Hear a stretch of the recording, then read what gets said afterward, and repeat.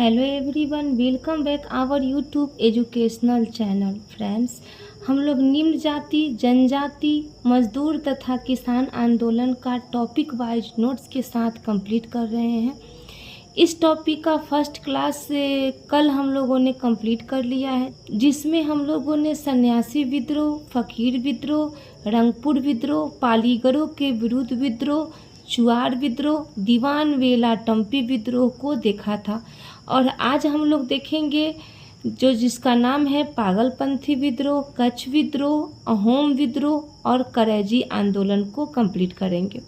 ये topic BPSC शिक्षक भर्ती के लिए काफ़ी इम्पोर्टेंट टॉपिक है। इस टॉपिक से बहुत सारे क्वेश्चन बीपीएससी में पूछे जाते हैं। अगर आप लोगों को मेरा वीडियो अच्छा लगे तो मेरे वीडियो को लाइक करें, शेयर करें तथा कमेंट करें और मेरे चैनल को सब्सक्राइब करें ताकि मेरे हर वीडियो का नोटिफिकेशन आप तक पहुंच जाए। तो चलिए स्टार्ट करते हैं। पागलपंथी विद्रोह का समय है 1813 से 1831 और इसका स्थान है बंगाल।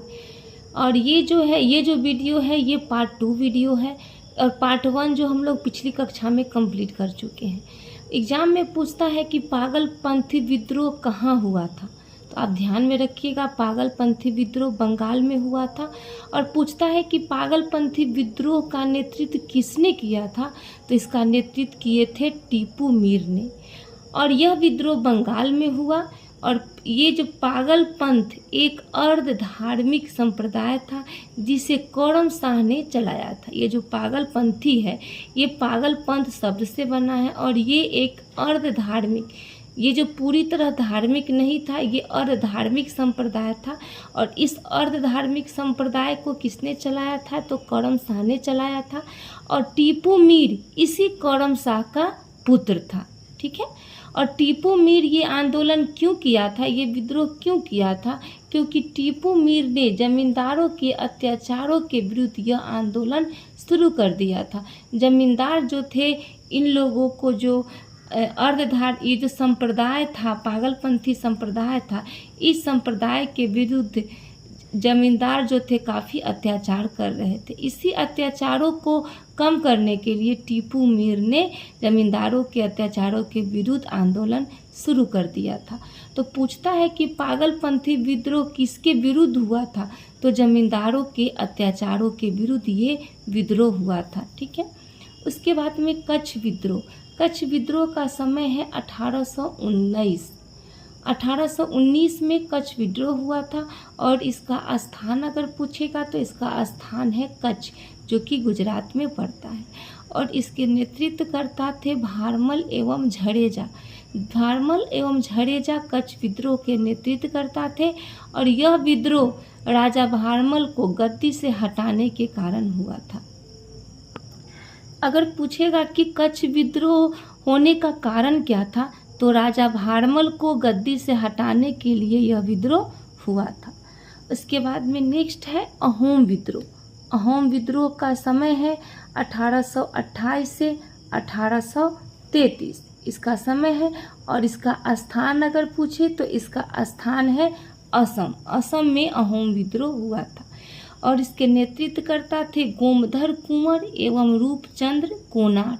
ये 2 व्यक्ति इसका नेतृत्व कर रहे थे अहोम विद्रोह का। तो ध्यान में रखिएगा, अहोम विद्रोह के नेतृत्वकर्ता है गोमधर कुंवर एवं रूपचंद्र कोनार। आखिर क्या कारण था कि अहोम विद्रोह हुआ था, तो असम के कुली वर्ग के व्यक्तियों ने ईस्ट इंडिया कंपनी पर वर्मा युद्ध के समय किए गए वायदे से मुकरने का आरोप लगाया। और इसी कारण जो है अहोम विद्रोह हुआ था। अंग्रेजों ने जब प्रथम आंग्ल वर्मा युद्ध जब समाप्त हुआ था, तो उसी की समाप्ति के बाद अहोम क्षेत्र को छोड़ने का अंग्रेजों ने वादा किया। अंग्रेजों ने कहा कि अब हम आपके अहोम क्षेत्र को छोड़ देंगे। लेकिन अंग्रेजों ने अहोम क्षेत्र को नहीं छोड़ा, बल्कि इसे अहोम क्षेत्र को ब्रिटिश साम्राज्य के अधीन हड़प लेने का प्रयत्न किया था। यही कारण था कि ब्रिटिश साम्राज्य के विरुद्ध अहोम जनजाति क्षुब्ध हो गए और क्षुब्ध होकर अहोम जनजाति मजबूर हो गए और मजबूर होकर इन्होंने अहोम विद्रोह कर दिया। ठीक है, नेक्स्ट टॉपिक है फरैजी या फराइजी आंदोलन। कहीं कहीं फरैजी भी दे देता है और इसके स्थान पे कहीं कहीं फराइजी भी दे देता है, तो दोनों सेम ही, आप कंफ्यूज नहीं करेंगे। इसका समय अगर पूछे तो याद रखिएगा, ये 1820 में ये आंदोलन स्टार्ट हुआ था और लगभग 1858 तक ये आंदोलन चला था। इसका स्थान अगर पूछता है तो इसका स्थान है बंगाल और इसके नेतृत्व करता है दादू मीर, ध्यान में रखिएगा। और इससे संबंधित नेता जो है ये है शरीयतुल्लाह, ये शरीयतुल्लाह के पुत्र हैं दादू मीर, और दादू मीर जो है फरैजी आंदोलन का नेतृत्व कर रहे थे। फरैजी लोग शरीयतुल्लाह द्वारा चलाए गए संप्रदाय के अनुयायी थे। फरैजी लोग कौन थे? तो शरीयतुल्लाह द्वारा जो संप्रदाय के ये लोग फरैजी लोग अनुयायी थे।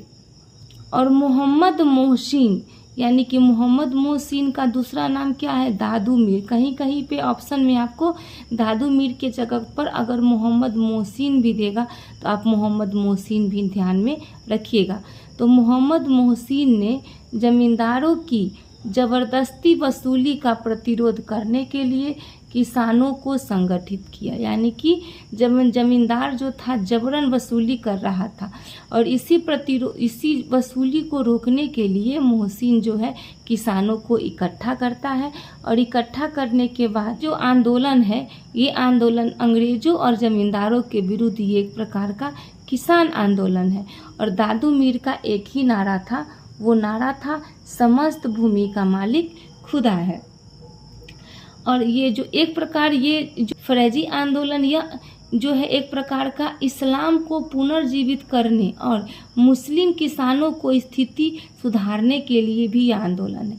इस आंदोलन में ब्रिटिश जमींदारों का तो विरोध किया ही किया, और मतलब कि इनका उद्देश्य था समाज की कुरीतियों को दूर करना और अंग्रेजों को भारत से बाहर मुस्लिम शासन को बहाल करना था। हालांकि बाद में फरैजी आंदोलन को बवाबी आंदोलन में मिला दिया जाता है। तो आज का यहीं पे हम लोग टॉपिक कंप्लीट करते हैं। नेक्स्ट वीडियो में हम लोग पाइक विद्रोह, कूका विद्रोह और रामोसी विद्रोह को कंप्लीट करेंगे। तो बने रहिए हमारे साथ, मिलते हैं नेक्स्ट वीडियो में नेक्स्ट टॉपिक के साथ। धन्यवाद।